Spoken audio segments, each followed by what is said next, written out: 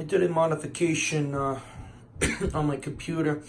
I had in the Lian Li case, I had the Gigabyte RS7 Gaming Pro motherboard. Besides that, I had the Corsair HD 120 fans in it. Now, with an upgrade, I put the Corsair LL 120 fans, so it makes a nicer appearance. Also, the Corsair had the H100 H100i,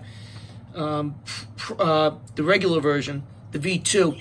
I upgraded it to the white version of the H100i Platinum SE version.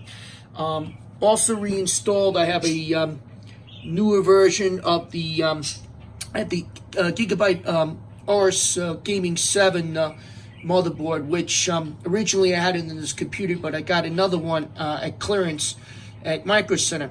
So the only thing I have to get fixed is these RGBs. No big deal. It's probably just a wiring issue. But everything is back working again, and the lighting effects look so much nicer in here.